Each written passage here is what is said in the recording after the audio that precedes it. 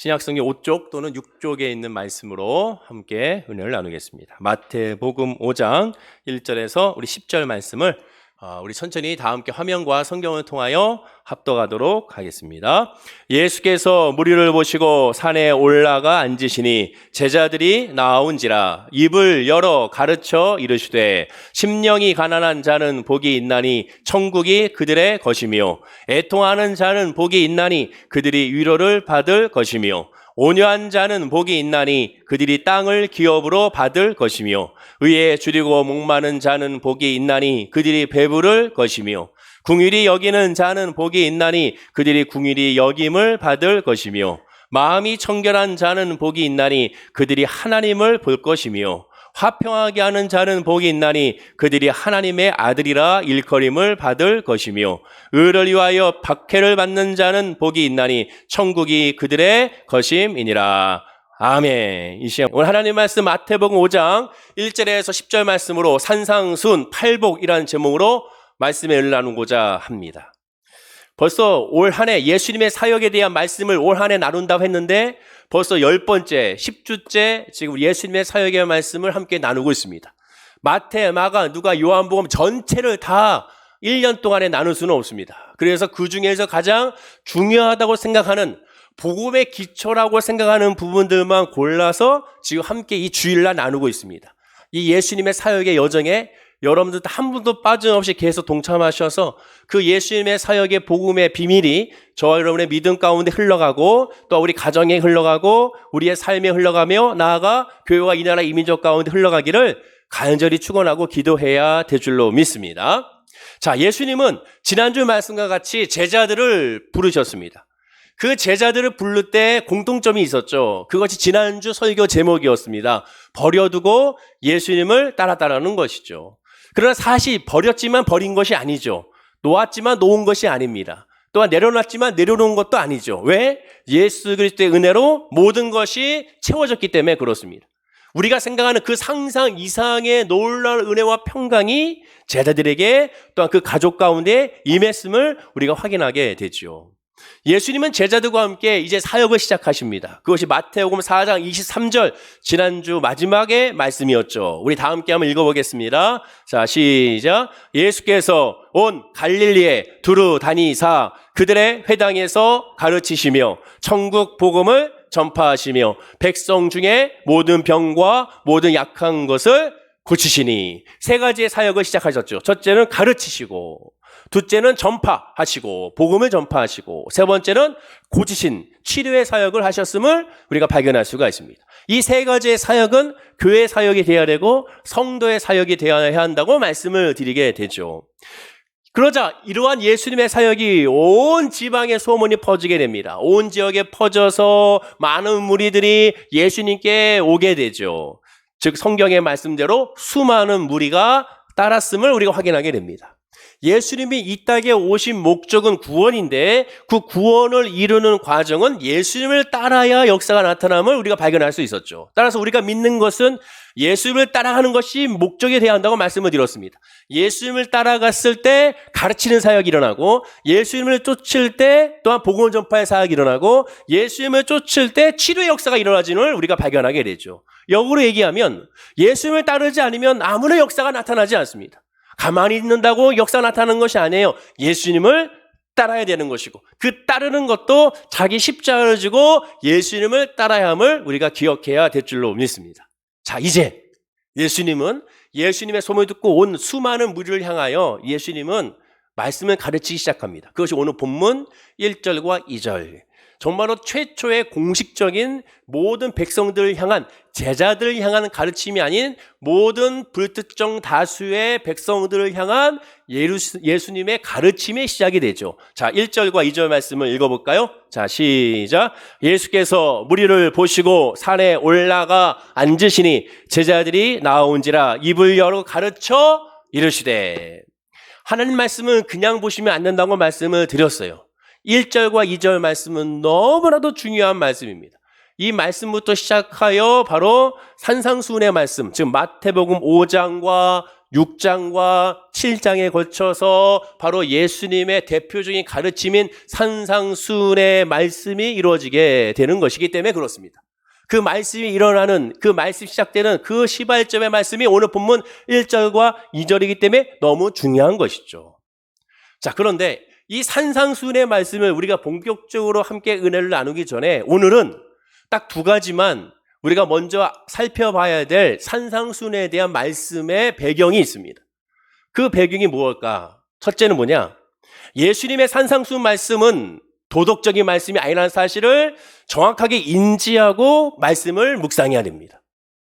마태복음 5장, 6장, 7장은 도덕의 말씀이 아니에요. 산상수훈 말씀 자체는 마태복음과 마가복음에만 기록되고 있습니다. 이 말씀은 기독교를 모르는 분들조차도 또한 예수를 믿지 않는 불신자들조차도 상식적으로 잘 알고 있는 내용일 정도로 종교와는 상관없이 대중적인 말씀입니다. 예컨대 원수를 사랑하라. 핍박하는 자를 위하여 기도하라. 보물을 하늘에 쌓아두지 마라. 무엇을 먹을까 마실까 입을까 염려하지 말라. 비판을 받지 아니하거든 비판하지 말라. 오른뺨을 치거든 왼편도 돌려대라. 억지로 우리를 가게 하거든 그 사람과 심례를 동행하라. 이 말씀들은 믿지 않는 사람들도 다 한 번씩은 들어봤던 말씀입니다. 대중매체를 통해서도 들어봤던 말씀이고 신문 사설을 통해서도 또한 비유의 말씀으로 적용하는 말씀이기도 하죠.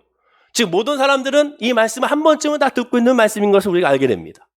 그런데 불신자들은 그따 쳐도 믿는 저와 여러분들은 이 산상수훈의 예수님의 말씀을, 하나님의 말씀을 어떻게 받아들이고 있는지를 살펴봐야죠. 동시에 이 예수님의 하나님 말씀을 그대로 실천하고 있는지를 한번 스스로 한번 질문해 보십시오. 나는 이 말씀을 실천하고 있는가? 그 중에서 오른뺨을 치거든 왼편도 돌려대라고 했습니다. 그 말씀 여러분 실천하고 있나요? 제가 지금 내려가가지고 여러분 뺨을 한 대 때리면 바로 또 오른편을 돌려대겠습니까? 그러지 않겠죠. 밖에 나가서도 마찬가지. 세상에서도 만약에 누군가 내 뺨에 때린다면 저는 더 강하게 오른손으로 더 그 사람을 칠지도 모릅니다. 자동 반사적으로. 이렇게 만약에 정말로 이 말씀 그대로 실천하면 이 세상에서 어떤 존재가 됩니까? 그 사람은 어떤 사람이 되나요? 바보가 되죠. 미친 사람이 되죠. 미친 거 아닙니까? 누가 날 때렸는데 더 치세요라고 한쪽으로 내리면 여기도 치세요, 여기 치세요. 그 사람이 정상적인 사람의 모습인가요? 미친 사람이나 정신병자나 일반적인 특징이 무엇입니까? 지저분하고 냄새나는 사람입니까? 눈에 초점이 없는 사람인가요? 엉뚱한 말을 하고 돌발적인 행동하는 사람이 미친 사람이고 정신병자입니까? 여러분 절대로 외형적인 모습으로 판단할 수가 없습니다. 저 사람 미쳤다. 아니다는 외형적인 모습으로 판단할 수가 없습니다. 왜? 미치지 않았지만 미친 척을 하는 사람도 있고 미쳤지만 자기가 미쳤다고 생각하지 않은 사람이 많기 때문에 그렇습니다. 성경에도 좋은 예가 있죠. 사무엘상 21장에 보면 다윗이 사울의 추적을 피하여 적국 블레셋의 가드와 아기스에게 거짓 투항을 합니다. 자기 살기 위하여 거짓 항복을 하죠. 그것을 눈치챈 이 가드의 신하들은 다윗을 죽이라고 명합니다. 다윗을 죽이세요. 거짓으로 투항한 겁니다. 지 목숨 잠깐 살겠다고 거짓으로 투항한 거니까 죽이고 사울 왕에게 보내는 것이 좋겠습니다 라고 말합니다. 죽이세요. 죽이세요. 그 분위기를 눈치챈 다윗은 그 순간 어떻게 했습니까? 미친 척을 하죠. 사무엘상 21장 13절 14절에 그 행동이 변하여 미친 채하고 대문짝에 그적거리며 침을 수염에 올림에 아기스가 그 신하에게 이르되 너희도 보거니와 이 사람이 미치광이로다. 미친 척을 합니다. 미친 척한 모습을 통하여 그 위기를 벗어나게 되죠. 그럼 여러분 정말 다윗이 미쳤나요? 아니잖아요. 미친 척 흉내를 낸 것이죠. 이와 같이 말과 행동이 비정상적이라고 해서 다 미친 사람이 아닙니다. 모든 미친 사람의 공통적인 특징은 행동을 이상하게 하면서 절대 자신이 오히려 미쳤다고 생각하지 않죠. 미친 사람이 당신 미쳤습니다 하면 더 화를 내는 것을 보게 되죠. 따라서 미치다, 미친 것을 정의하면 사전적인 정의는 이렇습니다. 미친 것의 정의는 이래요. 첫째는 정신인의 이상이 생겨 말과 행동이 보통 사람과 다른 거. 두 번째는 말과 행동이 자기 생각과 따로 노는 것이 바로 미친 겁니다. 사전적인 의미예요. 제 말이 아니라 사전의 의미입니다. 한번 검색해 보시면 바로 나와요. 이 두 가지가 딴 하고 나옵니다. 자, 이게 세상의 관점이에요. 세상의 관점에서의 미친 사람은 말과 행동이 자기 생각과 따로 노는 겁니다. 그러면 세상의 관점에서의 미친 사람은 어떤 사람입니까? 죄송하지만 저와 여러분이죠. 예수 믿는 사람입니다. 왜 그럽니까? 왜 성도가 미쳤다고 했습니까? 성도들이 모든 재산을 팔아 교회에 헌금하고 11조 드리기 때문에? 모여서 손뼉치고 찬양 부르고 같은 옷을 입고 서 있기 때문에? 보통 사람이 알아듣지 못하는 방언으로 기도하기 때문에 그렇습니까? 아닙니다. 그 이유가 뭐예요? 사전적 의미가 나오잖아요. 말과 행동이 다르기 때문에. 예수님의 말씀에 아멘 하지만 행하지 못하잖아요. 왼뺨 맞고 오른뺨 돌려댑니까? 속옷을 가져가려면 겉옷까지 주는 사람이 어디 있습니까? 우리는 예수님의 말씀을 그대로 실천할 수가 없습니다. 하지 않죠. 한다 하더라도 선별적으로 하죠. 오히려 믿진 사람보다 성도가 더 상태가 심각할 수도 볼 수 있습니다. 이 사전적인 의미로 따진다면. 왜냐하면 성도는 정신이 멀쩡한 상태에서 말과 행동이 생각과 따로 놀기 때문에 그렇습니다. 그러면 정신이 멀쩡한 상태에서 말과 행동을 다르게 한 사람을 또한 사전적으로 뭐라고 얘기합니까? 사기꾼이라고 말하죠. 사기꾼이죠. 자기 이득을 위하여 사기치는 겁니다. 세상 사람들이 교회 다니는 사람을 평가할 때 뭐라고 주로 평가합니까? 아니, 기독교를 뭐라고 평가하나요? 개독교라고 하잖아요. 목사라고 하지 않잖아요. 먹사라고 하지 않습니까? 예수 믿는 것들이 우리보다 더해라고 말하죠. 예수 믿는 사람들은 다르구나가 하는 게 아니라 예수 믿는 사람이 더해라고 말합니다. 오늘날의 현실이죠. 우리가 회개해야 될 부분입니다. 그렇다면 왜 하나님의 자녀가 이 세상에서 이런 말을 듣게 됩니까? 그 이유가 무엇인가요? 여러 가지 많은 당연한 이유가 있겠지만 가장 큰 이유는 바로 본질적인 것에서 벗어났기 때문에 그렇습니다. 그것은 뭡니까? 하나님의 말씀이 하나님의 말씀으로 받아들이는 것이 아니라 도덕적인 말씀, 이성적인 말씀으로 받아들이고 가르쳤기 때문에 그렇습니다. 또한 실천하려고 하기 때문에 그래요. 오늘 본문에서 예수님께서 말씀한 이 산상수훈의 말씀도 단순하게 기독교라는 종교가 요구하는 윤리적인 계명, 도덕의 계명으로 이해해서는 안 된다는 말입니다. 마태복음 5장, 6장, 7장을 가지고 사랑하세요라고 하면 안 돼요. 섬기세요가 하면 안 됩니다. 그 말이 아니에요. 그런 메시지가 아닙니다. 사랑하세요, 섬기세요는 기독교가 아니더라도 예수가 아니더라도 이 세상에서 어느 공동체라도 어느 종교에서도 늘 한결같이 부르짖고 외치는 겁니다. 5장, 6장, 7장의 예수님의 가르침은 사랑하세요, 섬기세요라는 핵심적인 도덕적인 개념이 아니에요. 그런데도 불구하고 그렇게 받아들이고 가르칩니다. 왜? 그게 쉬우니까. 하나님의 영으로 깨닫는 것보다 그렇게 이성적, 도덕적으로 깨달으려고 가르치는 것이 쉬우니까, 눈에 더 확실하게 보이니까 그렇게 하는 겁니다. 받아들이기도 쉽잖아요. 모든 종교에는 엄격한 도덕률이 있잖아요. 그런데 성경도 같은 도덕률을 해석하고 적용해서는 안 됩니다. 무엇보다 이 산상수훈 말씀은 더 그래요. 물론 산상수훈의 이 말씀들의 현실적인 삶의 모습을 말하기에 기독교의 특유의 계명적인 것을 드러낼 수도 있습니다. 그러나 어디까지 그것은 가르치기 위한 비유의 모습이지 그 자체가 아니에요. 비유는 비유로 봐야지 그 자체로 들어가서는 안 되는 겁니다. 예수님은 오늘 본문 2절을 이렇게 시작해요. 자, 읽어볼까요? 시작. 입을 열어 가르쳐 이르시되. 입을 열어라는 헬라어적인 표현은 작심하고 말한다는 겁니다. 내가 이제 할 말이 있는데 이 할 말을 내가 오늘 날 잡고 얘기한다는 거예요. 즉 구세주로서 이 땅에 오신 메시아 하나님의 아들로서 내가 이제 작심하고 얘기할 테니까 이제 들으라라는 말입니다. 너무나도 중요한 말을 할 테니 그 말씀을 들으라는 거예요. 그러면 그 5장, 6장, 7장의 산상수훈의 메시지의 주제가 뭐겠습니까? 처음을 봐야죠. 시작이 뭐예요? 예수님의 제일 먼저 입을 여는 게 뭡니까? 본문 3절이잖아요. 자, 한번 읽어볼까요? 시작. 심령이 가난한 자는 복이 있나니 천국이 저희 것이며. 모든 책을 보든 신문의 사설을 보든 어떤 글을 보든지 간에 공문을 보더라도 거긴 주제가 있습니다. 주제를 파악해야죠.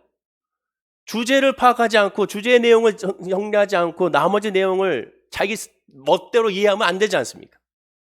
성경도 마찬가지예요. 성경에 하나님께서 예수님께서 말씀하고자 하는 의도를 파악해야죠. 그 의도는 보통 어디 나와요? 처음에 나오고 마지막에 나오지 않습니까? 그 의도를 알고 그 의도에 따라서 묵상해야죠. 내가 원하는 내용만 묵상하면 안 됩니다. 자, 그러면 예수님이 말씀하고자 하는 의도가 어디 있어요? 지금 팔복에 대한 첫 시발점인데 팔복을 말하면서 그 마무리를 뭐라고 하고 있습니까? 천국을 얘기하는 거예요. 보세요. 심령이 가난한 자에는 복이 있나니 천국이 저희 것이며, 천국을 말하는 거예요. 하나님 나라를 설명하고 있는 거예요. 자, 그러면 처음 시작이 하나님 나라를 말하는데, 그럼 팔복의 마지막은 뭡니까? 팔복의 마지막도 본문 10절에 천국을 말해요. 마태복음 5장, 6장, 7장에 서 있는 산상수훈의 말씀의 마지막 결론이 뭡니까? 마태복음 7장 21절이에요. 자, 읽어볼까요? 시작. 나더러 주여 주여 하는 자마다 다 천국에 들어갈 것이 아니요 다만 하늘에 계신 내 아버지의 뜻대로 행하는 자라야 들어가니라. 천국으로 마무리 짓고 있습니다. 천국으로 시작하여 천국으로 마무리 지어요. 하나님 나라를 선포하기 위해 이 땅에 오신 거예요. 하나님 나라를 위하여, 하나님 나라를 알리기 위하여, 하나님 때를 알리기 위하여, 하나님의 구원을 위하여 예수님 이 땅에 오신 거죠.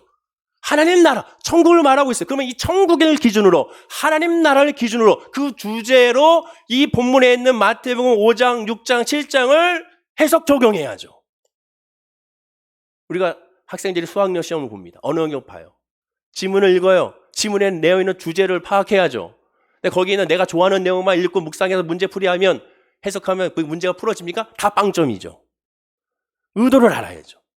그래서 그것을 파악해야죠. 우리가 대화를 나눌 때 내가 대화한 것 중에서 그 중에서 그냥 몇 마디만 뽑아가지고 해석하면 어떡합니까? 문맥을 보지 않고 말의 전체적인 내용을 보지 않고 그러면 또 오해가 되는 것이죠. 그러면 화가 나지 않습니까? 주님도 마찬가지예요. 말씀하던 의도가 분명한데도 불구하고 그것을 왜곡하면 안 되는 겁니다. 하나님의 말씀을 가감하면 안 되죠. 천국을 말하고 있습니다. 하나님은 이 땅에 오셔서 주구장창 말씀하시는 것은 하나님 나라만 선포하고 있는 겁니다. 그러니까 본디오 빌라도가 얘기하잖아요. 너의 나라가 어떤 나라냐? 너의 나라가 무슨 나라냐라고 물어보지 않습니까? 오히려 불신자였던 본디오 빌라도가 더 의도를 파악했잖아요. 우리는 깨달아야 됩니다. 지금 산상수훈 말씀은 천국 이야기로 시작하여 천국으로 끝나는 거예요. 그건 무슨 뜻입니까? 산상수훈의 말씀은 예수 믿는 자가 이렇게 살라고 권하거나 명령하는 도덕, 윤리 차원을 훨씬 뛰어넘어 처음부터 끝까지 천국에 대한 말씀인 거예요. 윤리는 겉으로 보이는 것에 불과하고 그 내용의 핵심은 하나님 나라 천국의 비밀을 그 윤리라는 계명을 통하여 우리에게 전하고 있는 겁니다. 성도들이 분명히 알아야 하고 확실해야 될 것은 이 말씀대로 그러면 천국에 갈 수 있는가? 그러면 천국에 대한 내용이니까 이 말씀대로 실천하면 천국에 갈 수 있는가? 아닙니다. 그 반대예요. 그래, 이대로 살며 노력하면은 나는 천국에 갈 수 있다? 아닙니다. 예수님 말합니다. 이대로 살면 살 수 있느냐? 할 수 없지. 이 얘기입니다. 세상은 말합니다. 수신제가 지국 평천하라고 말하죠. 인간이 노력하여 몸과 마음을 닦을 수 있는 것이 아닙니다. 내가 노력하여 나를, 내가 노력하여 가정을, 내가 노력하여 또한 나라를 다스리는 건 아니에요. 할 수 없다는 것이 성경입니다. 할 수 없다는 것이 하나님 말씀이에요. 할 수 없다는 것이 예수님 말씀이에요. 율법을 주신 이유와 목적이 뭐라고 지지난 시간에 말씀을 드렸습니까? 거울로 삼아 할 수 없으니 613가지의 주의 말씀을 지킬 수가 없으니 엎드리라는 거잖아요. 구원은 너에게 있는 거야. 나에게 있음을 깨달으라는 거죠. 넌 할 수 없어. 나를 바라봐야 돼. 내가 아니면 넌 살아갈 수 없어. 내가 아니면 너는 이겨나갈 수 없어. 내가 아니면 넌 승리할 수가 없어.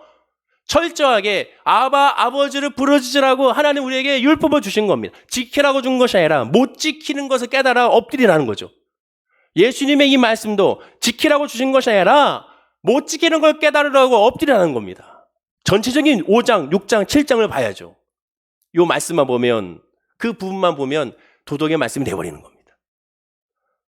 따라서 예수님께서 산상수훈의 말씀을 통하여 주시고자 하는 말씀은 이것이에요. 성도들아, 산상수훈을 그대로 따르고 지키라고 준 것은 분명히 또한 맞긴 하지만 그것을 지키면 지키려고 할수록 안 된다는 것은 깨달으라는 거죠. 또한 완전하게 지킬 자 한 사람도 없다는 거죠. 역설적으로 말하면 예수님은 지키라고 준 것이 아니라 빤히 못 지킬 것을 다 알면서도 가르치는 겁니다. 그래서 엎드리라는 거예요. 그리하여 예수님의 산상수훈 말씀을 살펴보면 예수님의 말씀을 듣고 이것을 얼마든지 지킬 수 있다고 자신하는 자와 도저히 지킬 수가 없다 항복하는 자로 나눠집니다. 하나님의 말씀을 들을 때 그 말씀으로 말미암아 아멘하는 자와 아멘하지 않는 자와 나눠지는 것과 똑같아요. 알곡과 쭉정에 나눠지는 것과 똑같습니다. 산상수훈 말씀도 단순히 윤리, 도덕의 말씀으로 바라보느냐? 십자가의 복음으로 바라보느냐로 나눠지는 겁니다. 복음, 나는 할 수 없고 그래서 예수님이 필요하고 예수님이 역사해 줘야 한다고 그래서 예수를 구하고 성령을 구하는 자와 그렇지 않은 자로 나눠지게 되는 것이죠. 일반적으로 질병을 치료할 때 그 질병 치료의 시작이 어떻게 됩니까? 당신이 만약에 암입니다라는 그런 의사의 말을 들었을 때 어떻게 됩니까? 암이라는 말을 듣었을 때 그 말을 듣는 순간 그것을 인정했을 때 치료가 시작이 되죠. 제가 호스피스 병동에서 3년 동안 사역하면서 느낀 건 뭐냐? 당신은 만약에 암입니다. 호스피스로 가야 됩니다. 인정을 안 합니다. 안 해요. 인정을 안 해요. 그러면 치료가 안 되는 거예요. 그러면 호스피스의 마지막 완화 의료가 치료 사역이 안 되는 겁니다. 인정을 안 하니까. 참 역설적으로 오살리 기도원에 호스피스 병동을 만들었어요. 오살리 기도는 뭐예요? 오살리, 오 산다. 성령으로 산다. 기도로 산다는 것이 아니에요. 난 기도해서 나을 입을 겁니다. 불로 주님께서 성령으로 치료해 주실 겁니다. 근데 거기에 호스피스 병동이 호스피스 완화 병동, 임종을 2달 앞둔 말기암 환자들에게 주님이 가시는 그 길을 잘 인도해 주는, 즉 죽음을 이미 인정한 채 죽음을 받아들이게 하는, 도와주는 역할이잖아요. 통증을 완화하는. 역설적으로 이게 부딪히는 거죠. 부딪히는. 그러다 보니까 인정을 안 해요. 순복음이면 순복음일수록 오히려 더 인정을 안 해요.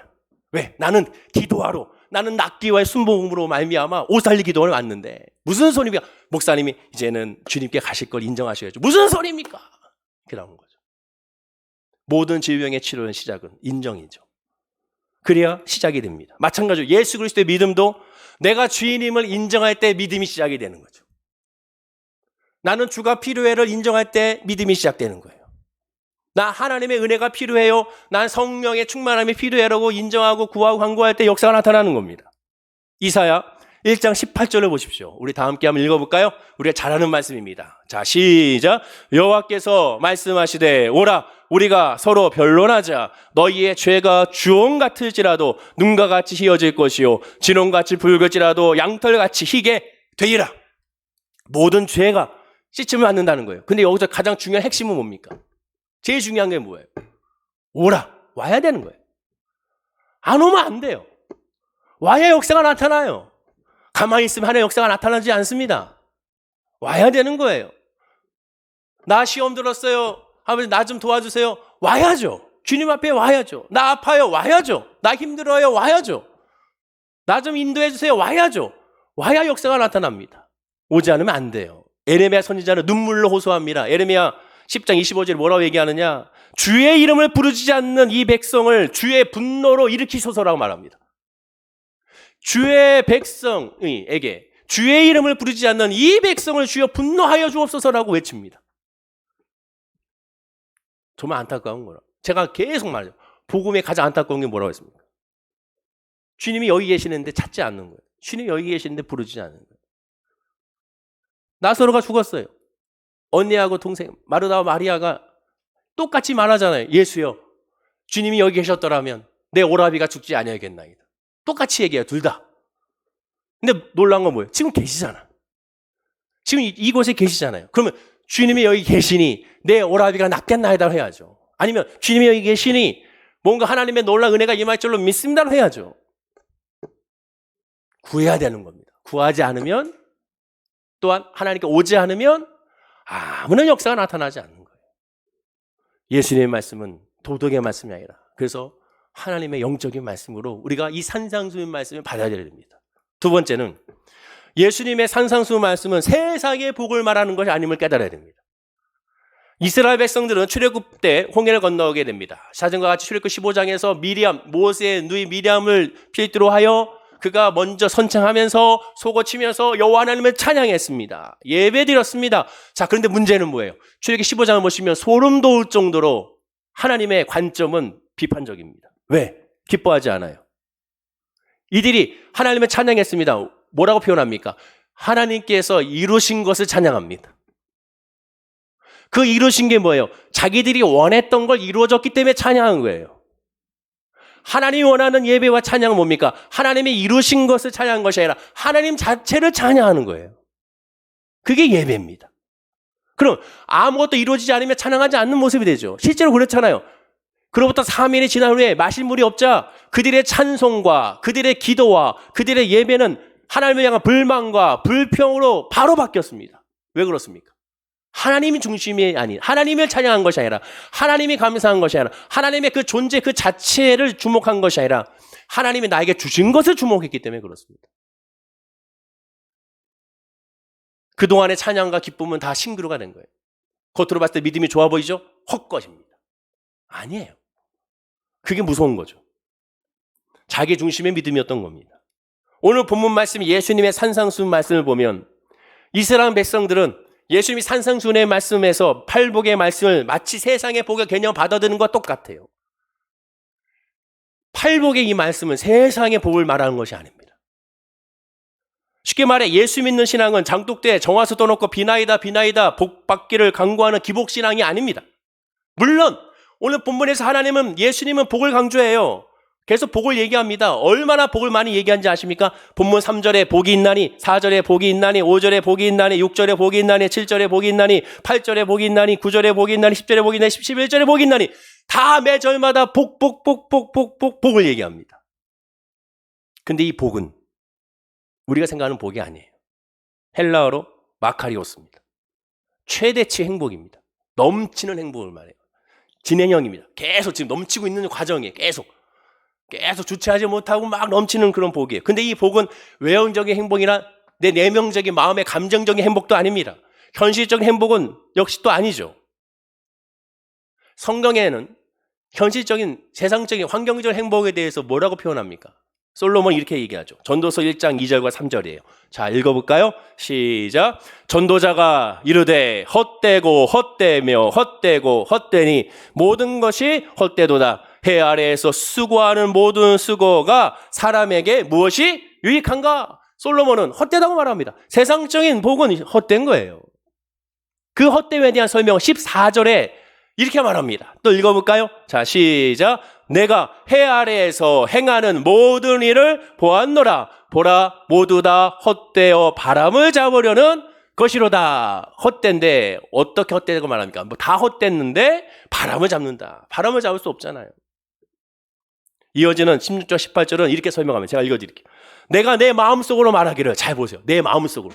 다른 사람이 얘기하는 거야. 자기 마음속, 솔로몬이 자기 마음속에 말하기를 보라, 내가 크게 되고 지혜를 더 많이 얻었으므로 나보다 먼저 예루살렘에 있던 모든 사람들보다 낫다 하였나니 스스로가 알아요. 아, 내가 지혜로워.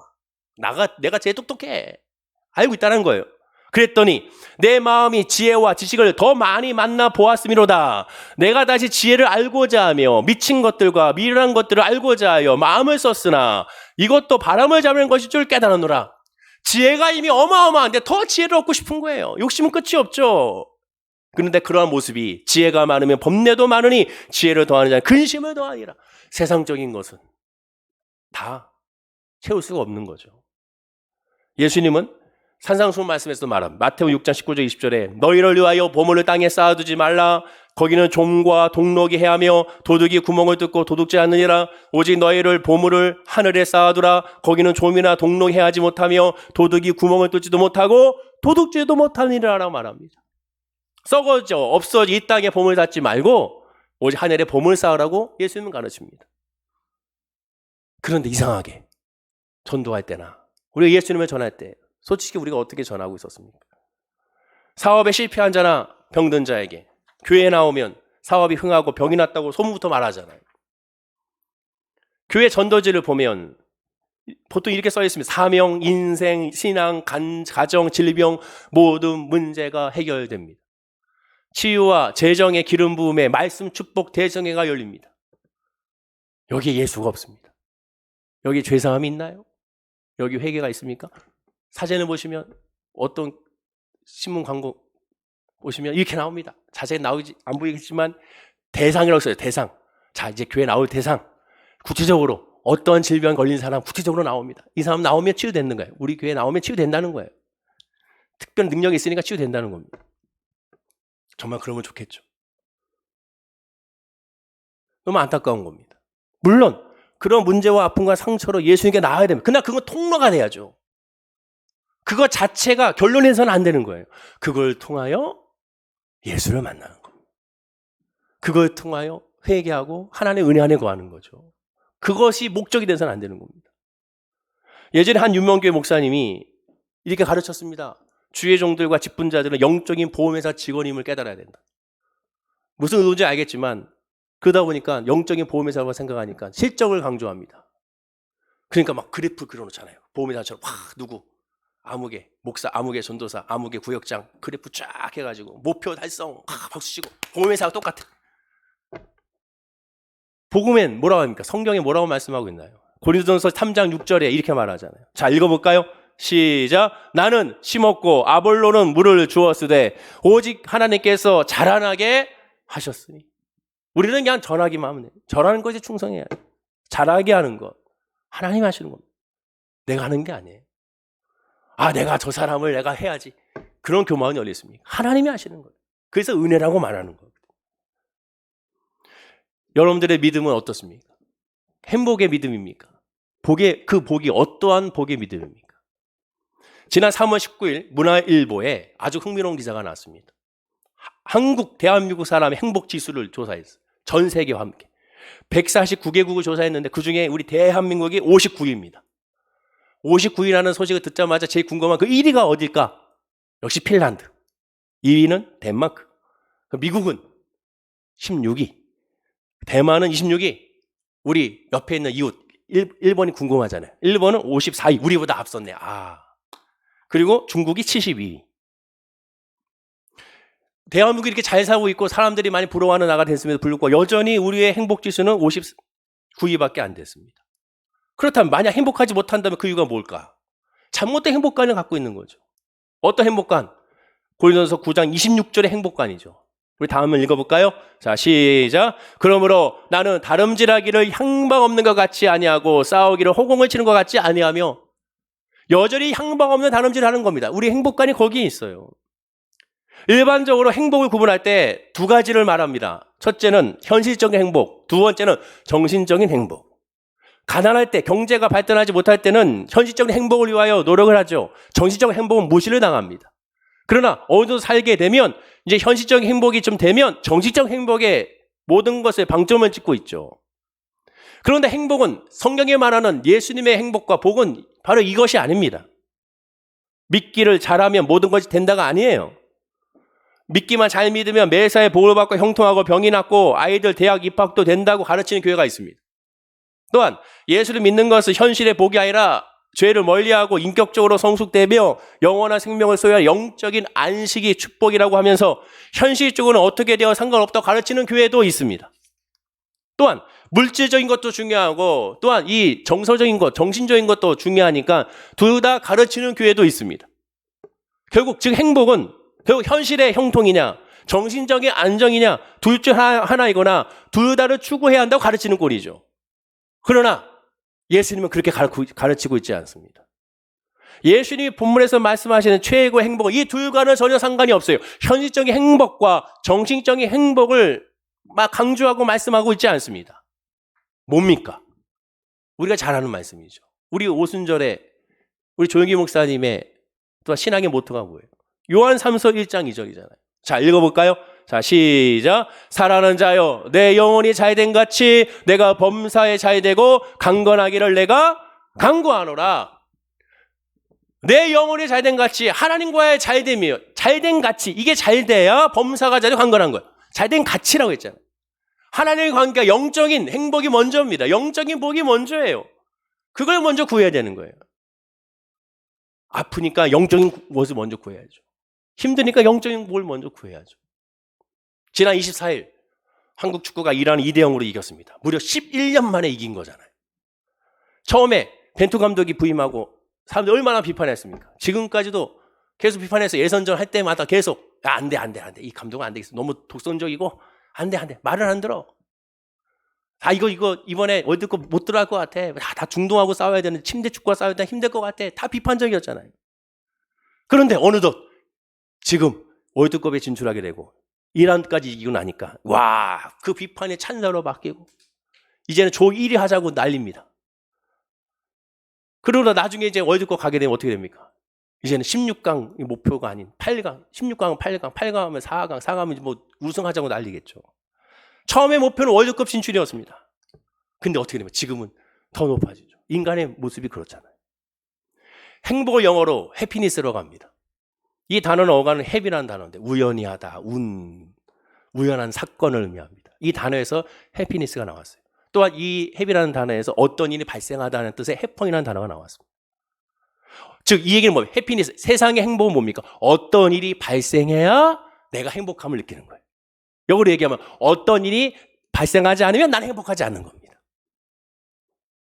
한 달 수입이 200만 원에서 400만 원으로 늘어났어요. 행복하죠? 기쁠 겁니다. 생각만 해도 좋잖아요. 그러나 그것이 시간이 지나면 1년이 지나고 2년이 지나고 3년이 지나면 어떻습니까? 400만 원이 200만 원보다 적게 보이는 게 인간의 모습이죠. 그럼 400만 원에서 700만 원이 됐어요. 아, 행복하죠? 또 좋아요. 와, 이제 드디어 700만 원을 내가 벌다니. 또 시간이 지나면 주변을 둘러보게 되죠. 아, 저 차도 좀 사고 싶고, 저 집이 좀 더 큰 거 같고, 옆집은 인테리어 공사 이렇게 했는데 나도 좀 이렇게 하고 싶고. 그럼 어떻게 됩니까? 700만 원도 처음 벌었던 200만 원보다 더 작게 보이는 거죠. 인간의 모습은 바로 이와 같습니다. 모든 것에 늘 부족함을 느끼는 것이죠. 즉 뭔가 더 크게 뭔가 발생해야 행복을 느끼는 거예요. 말씀드린 것처럼 사람들이 행복하지 못한 것은 돈이 적거나 많거나 보다 잘못된 행복관을 갖고 있기 때문에 그렇습니다. 행복을 해피의 개념으로 생각하는 한, 즉 일이 벌어져야 한다고 생각하는 한 결코 행복할 수가 없습니다. 성도의 경우도 마찬가지예요. 교회 10년, 20년 다녀도 행복하지 않은 이유가 뭡니까? 기도를 안 해서가 아니에요. 열심히 섬기지 않아서가 아닙니다. 주의 성수 안 해서가 아니에요. 11조 안 드려서가 아닙니다.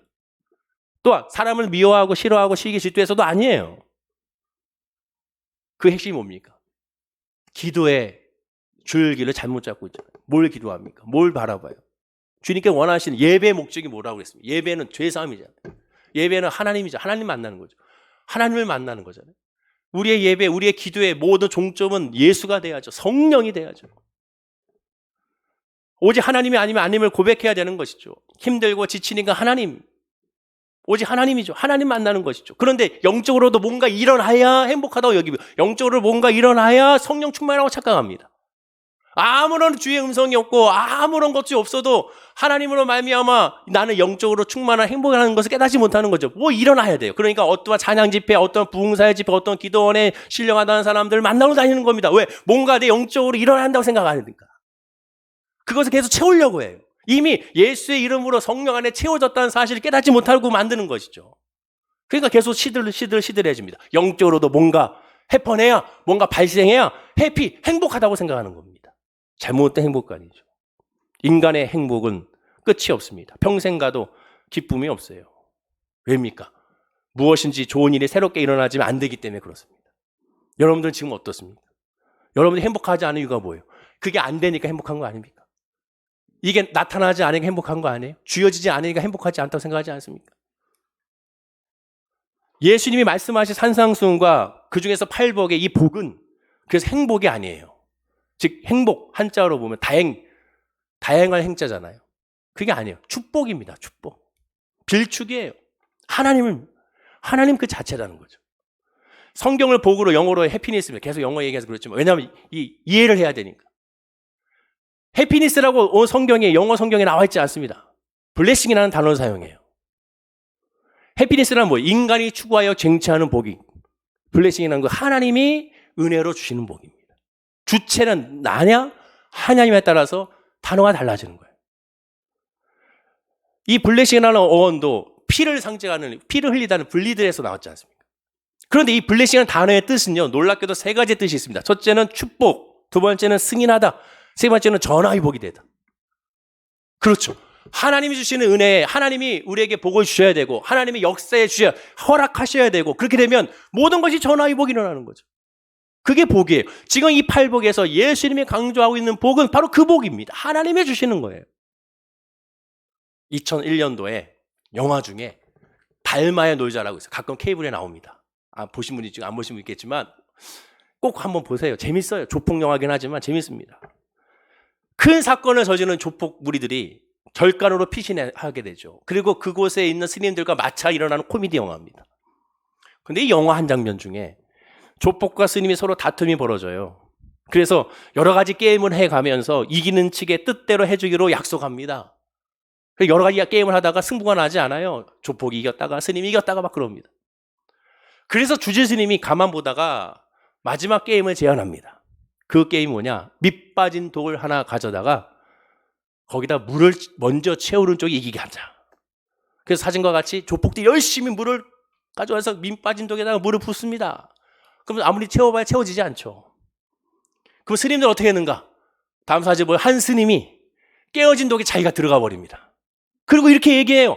이렇게 대사를 합니다. 모든 것이 사람 먹기에 달려 있으므로 내 마음속에 물을 가득 채우고 내가 독 속에 들어왔으니 독 속에도 물이 가득 찬 것입니다. 스님이라고 말합니다.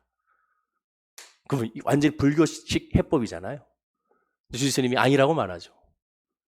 그러자 갑자기 풍접배 두목이 밑 빠진 독을 들고 연못으로 향합니다. 그리고 그곳에 연못에 밑 빠진 독을 던져버려요. 그리고 던져버리자 밑 빠진 독에 물이 가득 차게 됩니다. 그때 주지 스님은 외칩니다. 다음 사진 보시면 너희들이 이겼어! 라고 말하자 조폭들이 이렇게 기뻐하고 있는 거예요. 여러분, 정말 이긴 겁니까? 아니잖아요. 눈속임이죠. 왜 그렇습니까? 밑 빠진 독은 그대로예요. 이 밑 빠진 독을 다시 물 밖으로 나오면 어떻게 됩니까? 물은 채워지지 않죠. 여전히 밑 빠진 독은 밑 빠진 독입니다. 이 주일 예배 시에 예배 열심히 드린다 한들 채운다 한들 밑 빠진 독이라면 이 예배 마치고 나가도 결국 텅텅 비어버리는 거예요. 예수의 십자가 보혈은 하나님의 복은 뭡니까? 밑 빠진 독일지라도 주님께 오면 밑 빠진 독을 하나님 깨트려서 새로운 피조물 다시 빚어서 새로운 독으로 만들어주시는 것이 바로 복음이에요. 그게 복입니다. 완전히 다른 거예요. 근본적인 해결을 해야죠. 눈속임이 돼서는 안 되는 겁니다. 근본적인 해결은 예수밖에 없음을 깨닫고 은혜로 살아가면 고백하는 것이 근본적인 해결이에요. 그래서 주밖에 없음을 고백하는 겁니다. 참 행복은 예수가 아니면 안 된다는 고백이에요. 그리고 그 고백을 깨닫고 그 은혜 안에 있게 되면 모든 것이 달라지는 것. 시선도 달라지고 환경도 달라 보이고 또 모든 것이 다 하나님 은혜 가운데 고백이 이루어지는 거예요. 남과 비교한 행복이 아닌 하나님과의 관계의 행복이 되는 거예요. 인간은 오직 예수 그리스도의 사랑만으로 그 독이 채워집니다.